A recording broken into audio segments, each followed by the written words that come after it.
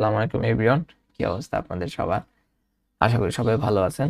আজকে ইংলিশে একটা কনফিউজিং জিনিস দেখাবো। জিনিসটা হচ্ছে গিয়া লাই। লাই, এই লাই মানে কি? অর্থটা কি বলতে পারবেন?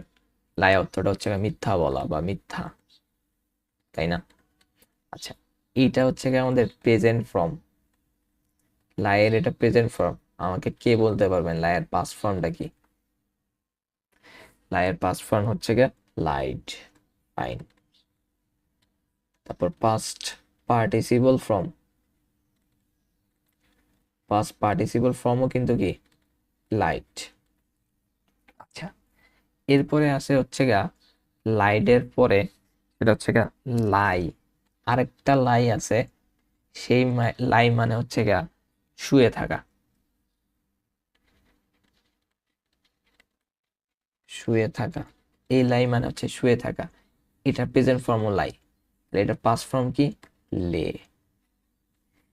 পাস্ট পার্টিসিপল ফর্ম কি? লেট। সরি সরি সরি, এই যে আমারই ভুল হয়ে গেল। এটা খুবই কনফিউজিং একটা জিনিস। লাই, লে, লেন,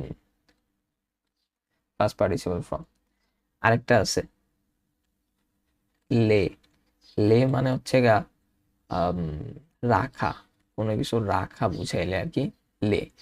এই লে কিন্তু আবার লাইয়ের, এই শুয়ে থাকা লাইয়ের পাস ফর্ম ছিল, কিন্তু রাখা অর্থে কিন্তু এটা প্রেজেন্ট ফর্ম হয়ে গেছে। লাই। তাহলে পাস ফর্ম হচ্ছে গা কি? লেইড। আর পাস পার্টিসিপল ফর্ম এটাও কি? লেট।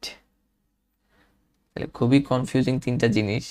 এই লাই অর্থ ছিল হচ্ছে গা মিথ্যা বলা, এই লাই অর্থ শুয়ে থাকা, এই লাইয়ের যে পাস্ট ফর্মটা লে, সেটা আবার হয়ে গেছে হচ্ছে গা প্রেজেন্ট ফর্মে যায়, অর্থ কি হয়ে গেছে? রাখা হয়ে গেছে। যখন রাখা হয় তখন আবার পাস্ট পার্টিসিপল ফর্ম হয় লেট, লেট। আর যখন শুয়ে থাকার পাস্ট পার্টিসিপল ফর্ম হচ্ছে গা আবার লেম। বুঝাইতে পারছি? তো ইংলিশে এই তিনটা জিনিস থেকে কিন্তু অনেক জায়গায় কোশ্চেন আসে, যে নিচের কোনটি লে এর পাস্ট ফর্ম বা লাইয়ের পাস্ট ফর্ম বা লাইয়ের পাস্ট পার্টিসিপল ফর্ম, বা এটা বাক্য দিয়ে বা সেন্টেন্স দিয়েও দেখাইতে পারে যে কোনটা পাস্ট ফর্ম বা প্রেজেন্ট পার্টিসিপল ফর্ম। তো এটা খুবই কনফিউজিং একটা জিনিস। আশা করি এখন একটু ক্লিয়ার হবে, বা একটু আম, কি বলবো, ভুল হওয়ার সম্ভাবনা কম থাকবে। যত বেশি লিখবেন তত বেশি মনে থাকবে আর কি জিনিসগুলো আর কি। তো দেখা হবে অন্য কোনো একটা ভিডিওতে। আল্লাহ হাফেজ।